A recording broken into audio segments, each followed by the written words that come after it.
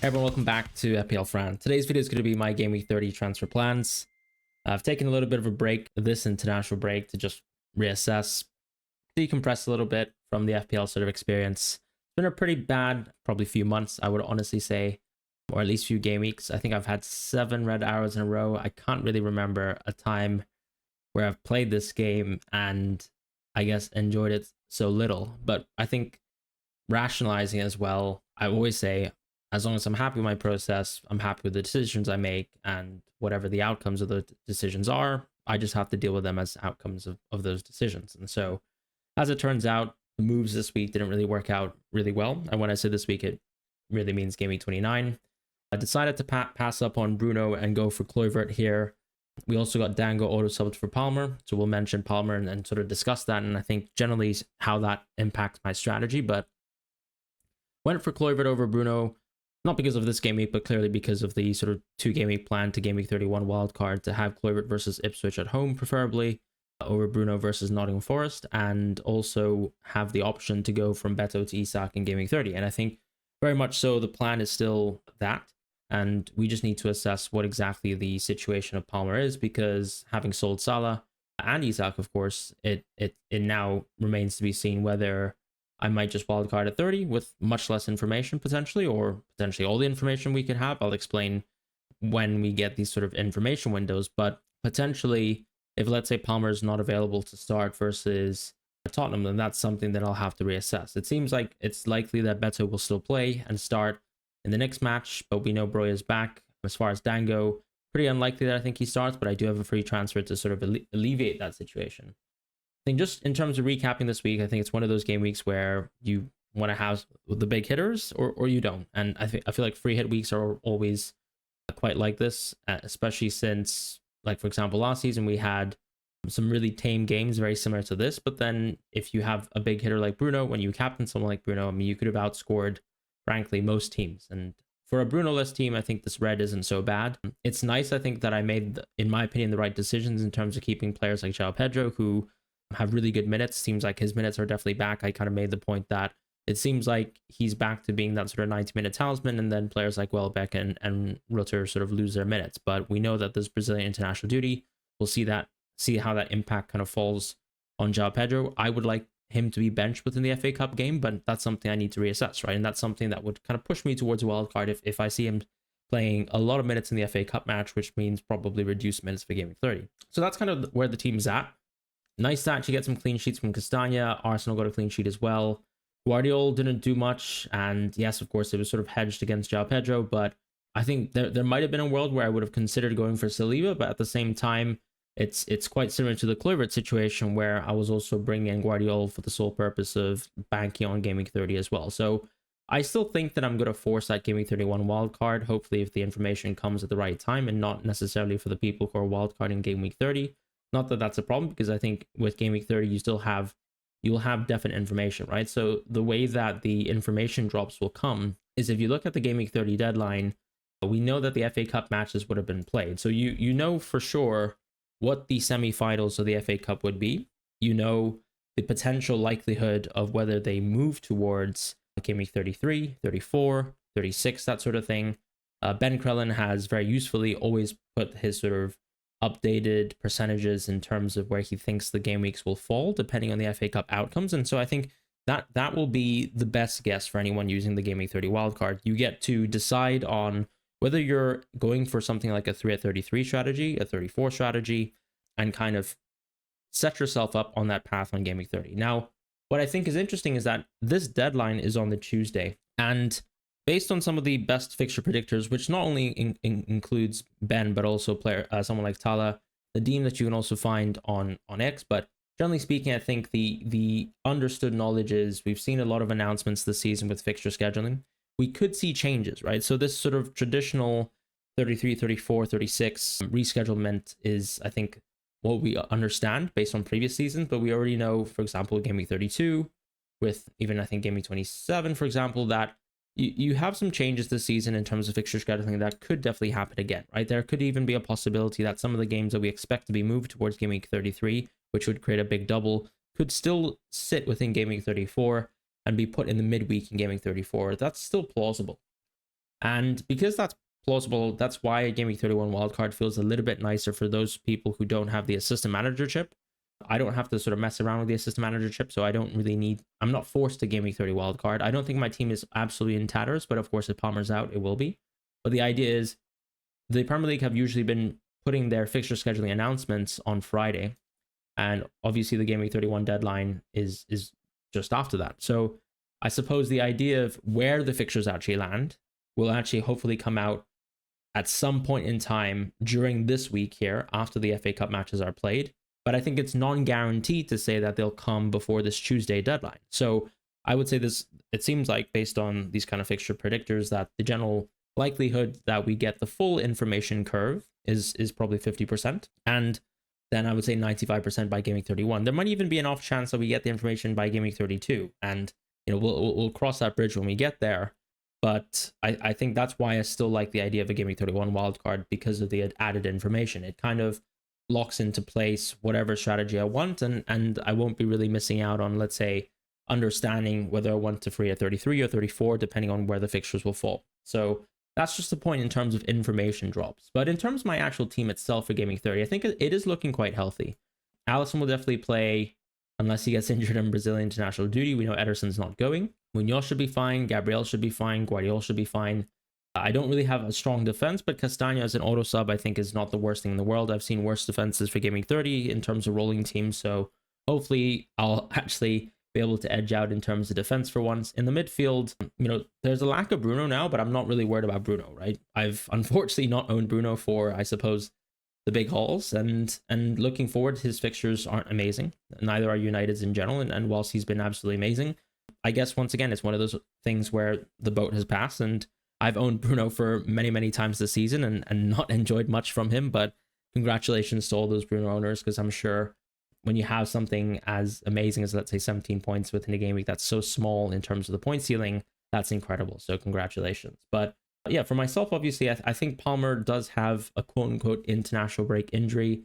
He was obviously missing from a game before the international break, so not a classic international break injury. It's almost like an extension, right, where you're also missing one of the key games beforehand. But I don't think Maresca seemed like or kind of suggested the injury was super poor. I've been reading some of the reporting around the Palmer injury, and it does seem like they want him to be back as soon as possible. I don't think Enzo has been a liar, per se, this season. He clearly didn't tell us about the Palmer injury, but I think the Palmer injury probably also happened after the press conference. It seemed like the news came out the night before the Chelsea versus Arsenal game, which there was, once again, a very prominent Arsenal in the know account called Hand of Ozil, who actually mentioned that Palmer was a big fitness doubt, and it's since been reported that it's an injury of sorts, a hamstring injury, but he's had 2 weeks of rest, hopefully, and should be playing in this Tottenham match, where I'm quite excited to own him. As far as someone like Kluivert, I think he should be playing. The way I see with the FA Cup, I think it's more likely that you see players like Evan Nilsson and Kluivert probably play minutes and then actually get subbed off for people like Dango, for Brooks. We're seeing that Tavernier is playing a lot of minutes. We're seeing Semenyo continue to play a lot of minutes, which is, no surprise, but I don't think there's that much depth there on the team. I think Kluivert really should be a starter in most matches. As long as he gets subbed off early within the FA Cup, I feel quite confident that he will start versus Ipswich, which is going to be a huge upside. As far as Trossard, with Saka coming back soon, I think the reality is Saka is coming off the bench no matter what in Game Week 30, so it's more than likely we'll see Trossard start again.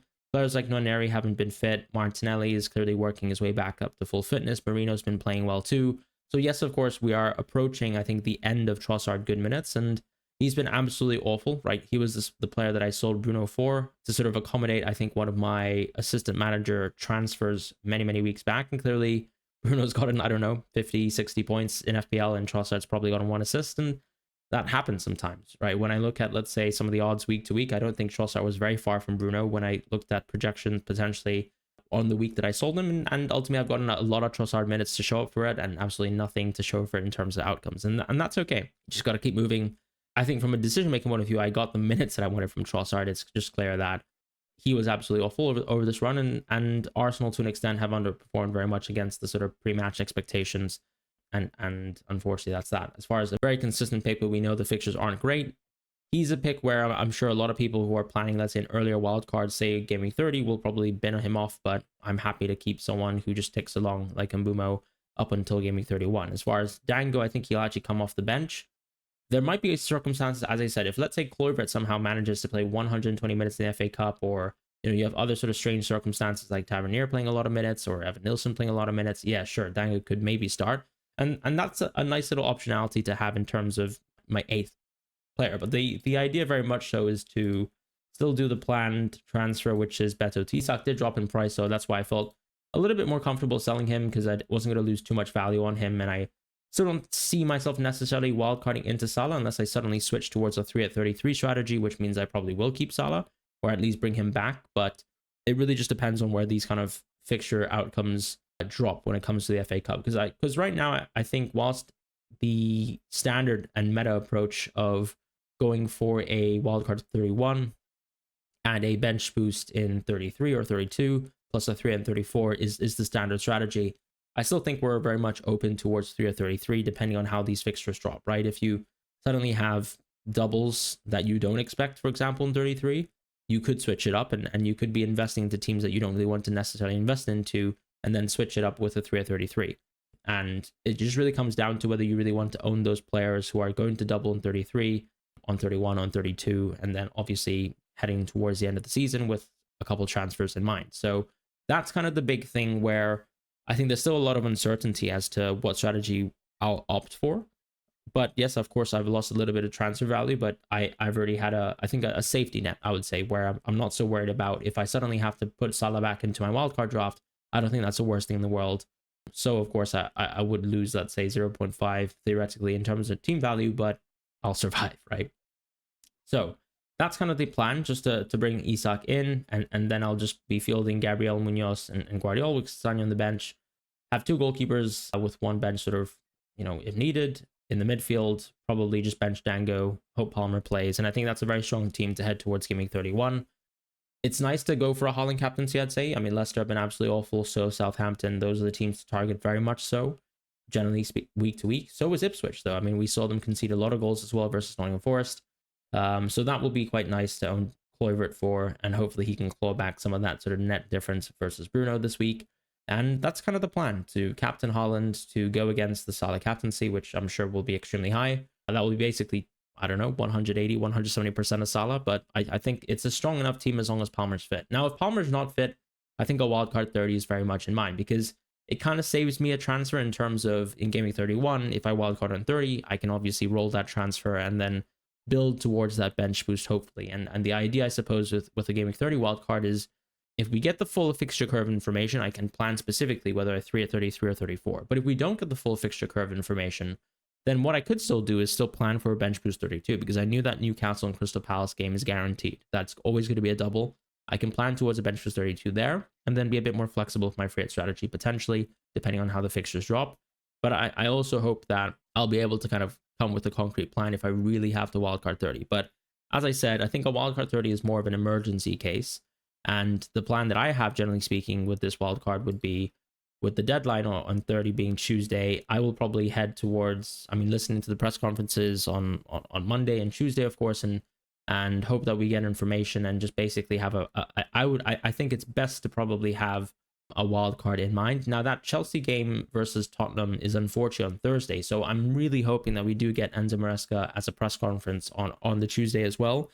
If not, that will be quite problematic, but I also think that Chelsea are quite good in terms of their injury reporting, generally speaking, and then you also have quite a few in-the-know journalists as well who give us that sort of level of information. So that's kind of the plan. Yes, it's been a pretty tough ride so far, but I'm pretty excited also to reach the end of this journey with this absolutely awful team that just hasn't really racked up points, and then hopefully wildcard into something and maybe live better days for once from an FPL sense.